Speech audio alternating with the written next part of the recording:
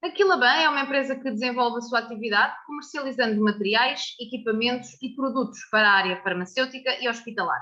O seu negócio é feito de parcerias e as pessoas são o seu bem maior. Sérgio Luciano, CEO da empresa, fala-nos justamente da importância da gestão de pessoas.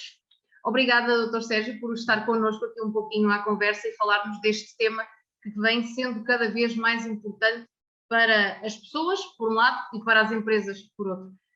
Eu começava por lhe perguntar, como não pode deixar de ser, qual é a importância das pessoas para a Quilaban? Muito obrigado, Sara, pelo convite e é com muito gosto que me proponho também a falar sobre a nossa experiência e sobre a importância das pessoas para aquilo lá bem. E havendo hoje em dia muitos lugares comuns relativamente a esta questão da importância das pessoas, talvez aproveitasse para algum enquadramento um bocadinho mais teórico, mas que me parece muito importante. Mas hoje, se olharmos para as organizações, identificamos basicamente duas dimensões fundamentais. Uma é o capital, disponível para podermos desenvolver o nosso negócio, e a outra é o talento. E sem talento, por muito capital que possamos ter, será muito difícil fazermos algo de diferente e de transformador e com um impacto social relevante. E é aí, de facto, que entram as pessoas, e aqui lá, enquanto empresa, não é diferente de qualquer uma das outras organizações, daí que para nós as pessoas sejam muito importantes, porque são a essência do talento que a Quilaban oferece aos seus parceiros de negócio, seja a montante, através das entidades que representamos, seja a jusante, através dos clientes que servimos. E, portanto, são de facto as pessoas que estão nesta pool fundamental de talento e que constituem, de resto, a energia vital da nossa organização. São as pessoas que nos dão vida, são as pessoas que nos trazem singularidade, são as pessoas que nos trazem muito do seu talento para que, combinado, possa resultar em ofertas perfeitamente distintivas e, sobretudo, ofertas, como dizia há pouco, com um impacto social relevante. Por outro lado, há uma outra dimensão que nos é muito própria, o nosso propósito de cuidar da saúde e bem-estar de pessoas como nós está claramente muito orientado para as pessoas. E aquilo que fazemos é exatamente focarmos nas pessoas. Em bom rigor, não se cuida sem conhecer bem as pessoas. Daí que seja fundamental para nós termos pessoas capazes de criar empatia, capazes de criar relação, capazes de estabelecer relações de confiança com os nossos parceiros de negócio, com os nossos clientes, com as entidades reguladoras, com as comunidades onde estamos integradas, que nos podem trazer, de facto, esta identidade e constituir para nós um papel determinante naquilo que procuramos fazer.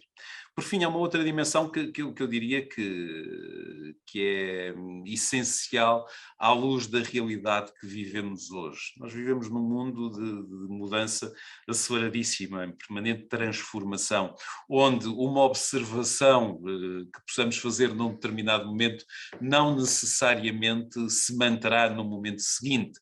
A velocidade de mudança é de facto muito rápida.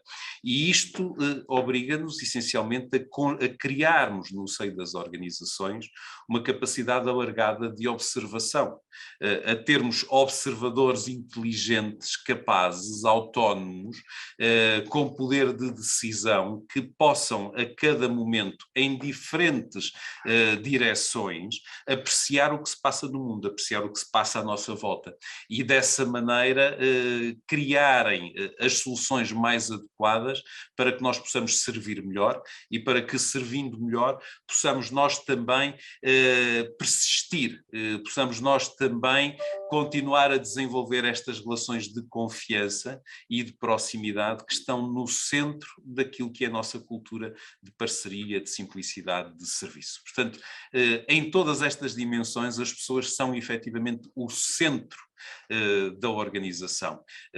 As nossas, aquelas que connosco servem os nossos clientes e os nossos parceiros, mas também as pessoas que estão exatamente nestas organizações, que são os nossos clientes e os nossos parceiros. Usamos muitas vezes esta máxima no seio da nossa organização, de pessoas para pessoas, essencialmente porque vivemos num momento onde, mais do que nunca, estas relações pessoais e muito humanizadas são essenciais para podermos, por um lado, interpretar a realidade em que vivemos e para, por outro lado, podermos persistir, perdurar, crescer, desenvolver-nos neste mundo em constante mutação. Claro, sem dúvida. Eu vou pegar em duas palavras que utilizou. A primeira delas é o cuidar e a segunda é precisamente a ideia de humanizar ou de humanização. Para lhe colocar esta segunda pergunta, qual lhe parece, a nível geral, portanto, das organizações no geral, qual lhe parece que hoje em dia já é o papel dos agentes empregadores no que diz respeito a esta ideia do cuidar dos seus colaboradores e das pessoas que, no fundo, enfim, são seus parceiros ou seus clientes, portanto, a montante e a jusante. Isto porque, cada vez mais, como disse bem, de facto há esta importância de humanizar as relações, mas, como também fez uma pequena referência anteriormente, parece que cada vez mais as opiniões e o mundo anda cada vez mais rápido e, portanto, tudo acontece de uma forma cada vez mais automática e com maior recurso à tecnologia. Portanto, como é que é possível a uma empresa que efetivamente quer ser competitiva manter estas duas, eu diria, estes dois lados, enfim, em perfeito equilíbrio, portanto, a ideia de competitividade, tecnologia por um lado e humanização por outro, e também tendo sempre em conta esta questão do cuidar, que eu sei que para aquilo bem é uma palavra, enfim, chave da vossa empresa. É sem dúvida uma palavra-chave e é alguém que acreditamos profundamente, desde logo que temos aí a base fundamental da nossa razão de existir. É muito interessante a referência que faz e chamar este paradoxo aparente entre a tecnologia e a humanização. E é muito interessante porque hoje vemos inclusivamente que, apesar de existir uma dinâmica onde cada vez mais as organizações mantêm preocupações em cuidar das suas pessoas, e o período de pandemia que vivemos recentemente é um bom exemplo disso, a forma como as organizações conseguiram ultrapassar em alguns casos preconceitos sobre formas de trabalho e de coordenação para se habituarem a dinâmicas de teletrabalho, de modelos híbridos da organização, de encontrarem novas soluções de trabalho muito assentes em dinâmicas de responsabilidade, de confiança, de bem-estar, de comodidade dos seus colaboradores, é uma boa evidência daquilo que se está a fazer. Mas eu julgo que é importante irmos um pouco mais além, passarmos além daquilo que são algumas tarefas ou abordagens genéricas que fazem sentido do ponto de vista do cuidado com as pessoas, para podermos pensar efetivamente numa dinâmica mais estratégica. E quando olhamos, como eu dizia, para este paradoxo entre a tecnologia e as pessoas, eu diria que um olhar mais profundo nos permite perceber que este paradoxo é só aparente. Efetivamente, aquilo que hoje encontramos no mercado de trabalho é uma dinâmica onde temos ainda muitas pessoas envolvidas com tarefas recorrentes, pouco desenvolvidas, com lógicas quase industriais e sistemáticas de fazer sempre a mesma coisa. Ora, nestas realidades é evidente que a máquina, que a automatização, pode desempenhar um papel relevante, desde logo até do ponto de vista da competitividade, do ponto de vista de criar para as organizações capacidade de se posicionarem com ofertas competitivas com outras congêneres noutros países. Mas isto levanta-nos uma outra questão, que é, então, e o que é que fica para as pessoas? E o que fica para as pessoas é exatamente esta dinâmica de relação, é esta dinâmica de proximidade.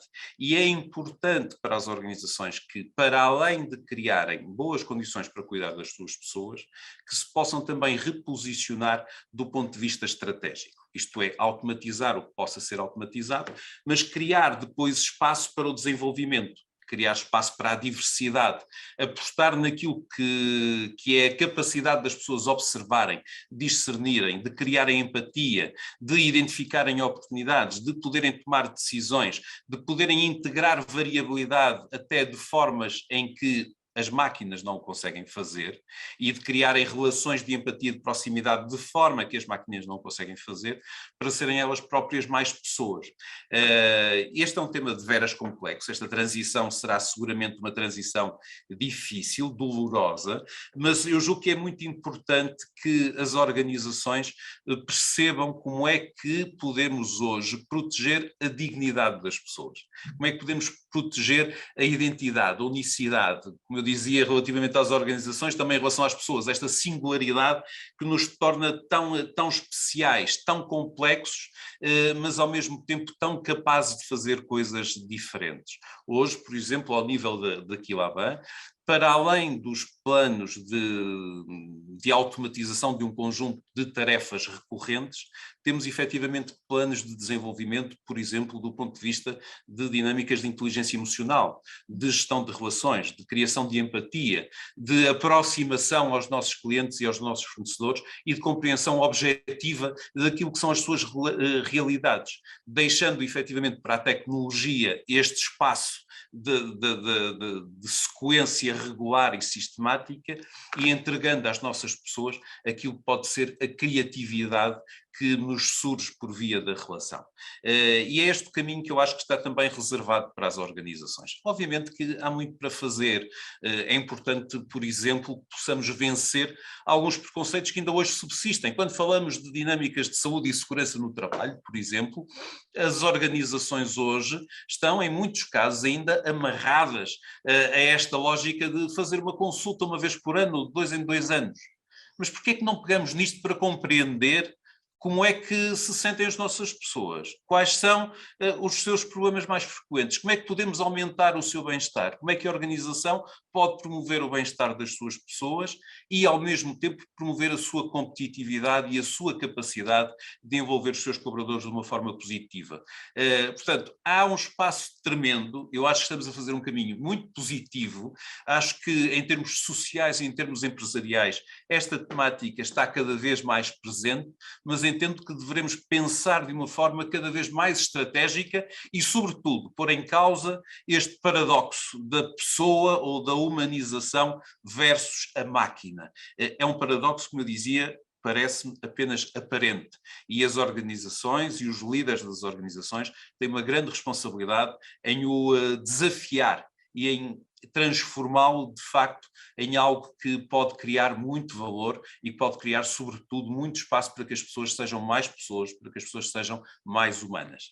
Certo, certo. E fechou da melhor maneira a sua resposta, porque a minha pergunta seguinte vem muito no sentido precisamente do lugar que a gestão de recursos humanos, que a gestão de pessoas vai passar a ocupar, se é que podemos dizer isto, na estrutura e na estratégia futura das respectivas organizações. Portanto, eu pedia-lhe, obviamente, uma opinião enquanto responsável também por uma empresa, por si só, não é? Mas se me quiser deixar também o exemplo da Quilabã, obviamente agradeço-lhe isso, mas parece-me que realmente este caminho, sobretudo focando-nos nós no mercado nacional, é um caminho que está de facto a ser feito. As organizações estão cada vez mais a olhar para as suas pessoas e a perceber se realmente enfim, há uma voz do outro lado e estão a ouvi-las e estão realmente a preocupar-se com essa ideia de bem-estar, com essa ideia de, enfim, problemas mais recorrentes que mencionava há pouco e como é que os podem ajudar, ou isto ainda realmente é um caminho longo e ainda temos aqui muitos passos a dar. Qual é que lhe parece que é de facto o caminho que a gestão de pessoas vai ocupar? Bom, eu acho que o caminho será seguramente longo. Esta temática é uma temática que tem vindo a assumir uma relevância crescente na vida das organizações. Parece-me que é um caminho que já está a ser trilhado e vemos muitos e bons exemplos de abordagens positivas neste sentido, mas é uma transformação cultural fundamental e, sobretudo, sairmos de uma lógica conceptual para uma abordagem prática, de facto, para a inclusão da gestão de pessoas no centro da abordagem estratégica das organizações, é algo muito desafiante e que vai requerer ainda um movimento muito importante e muito intenso e muito determinado por parte das lideranças. Na Quilabã posso partilhar o que temos hoje em prática. Hoje a Comissão Executiva da Quilabã tem integrado um membro que lidera a área de pessoas e cultura organizacional. É assim que chamamos a área de recursos humanos, como se conhece mais comumente, e temos-lo integrado nesta área exatamente porque entendemos que, do ponto de vista estratégico, como eu dizia no início da nossa conversa, entre capital e talento, o talento tem efetivamente aqui um papel determinante. Portanto, tendo este papel determinante, não seria razoável, nem sequer muito sensato, que não nos dedicássemos a ter no centro destas nossas abordagens estratégicas uma liderança capaz de pensar, de nos ajudar, de intervir no sentido do desenvolvimento do talento na organização, no sentido da sua captação, no sentido até da sua retenção, que são dimensões fundamentais. Efetivamente, este é um tema fundamental. Eu diria que há duas abordagens importantes do ponto de vista de quem hoje tem competências específicas do ponto de vista da gestão das pessoas, com toda a complexidade que este tema traz. Por um lado, o de criar, efetivamente, nas organizações, capacidade para gerir bem as pessoas, gerir o talento, cuidar das pessoas, envolver as pessoas, integrar a diversidade como uma dimensão de riqueza organizacional, ajudar as pessoas a lidarem com questões culturais, como é, por exemplo, o erro, de uma forma positiva, ao contrário daquilo que é a tradição do erro, que é algo mau e que deve ser, de alguma forma, até ocultado. E este é um papel fundamental de quem lidera uma área que cuida das pessoas. Perceber como é que as pessoas se sentem nos seus espaços de trabalho. Vamos muito além daquilo que é ergonomia, vamos às relações, vamos à dinâmica dos espaços de trabalho, à forma como as pessoas se sentem no seio das suas equipas. E, adicionalmente, e este é um trabalho que me parece absolutamente essencial, é de que esta liderança das pessoas seja também uma liderança que desenvolve outros líderes. A consciência de que uns gerem o negócio, outros gerem as operações, outros gerem as pessoas, é uma consciência, do meu ponto de vista, limitadora. Há, de facto, um nível grande de especialização em cada uma destas áreas, mas é fundamental que todos possamos fazer uma incursão esclarecida e capaz e competente do ponto de vista da liderança das pessoas. Daí que quem tem esta responsabilidade e deve tê-la ao mais alto nível e deve, de facto, fazer parte dos conselhos de administração, das comissões executivas, das lideranças de topo das organizações, tem esta dupla missão de desenvolver, de facto, a organização e as suas pessoas, mas de desenvolver também os seus líderes para esta consciência humanista e para que eles próprios sejam capazes também eles de lidar com este tal paradoxo da humanização versus a tecnologia. Portanto, a minha opinião é de que, de facto, devemos ter estas pessoas ao mais alto nível, é de que as organizações cada vez mais se dão conta desta relevância e desta importância, e vejo com muito agrado que estamos gradualmente a fazer um caminho cada vez mais marcado neste sentido. Muito bem, muito bem. Doutor Sérgio, eu quero agradecer-lhe uma vez mais este pequeno tempinho que estivemos aqui à conversa, mas de facto foi bastante esclarecedor. Relembrar, claro está, que a Quilaban vai estar presente na nossa edição de abril, portanto vai poder ler bastante mais sobre esta empresa e sobre a sua própria estratégia de estar no mercado e de estar com as suas pessoas. A próxima edição da Valor Magazine sai a 23 de abril. Não perca também o nosso site www.valormagazine.pt, sempre com novidades para si. Muito obrigada. Muito obrigado, Sara.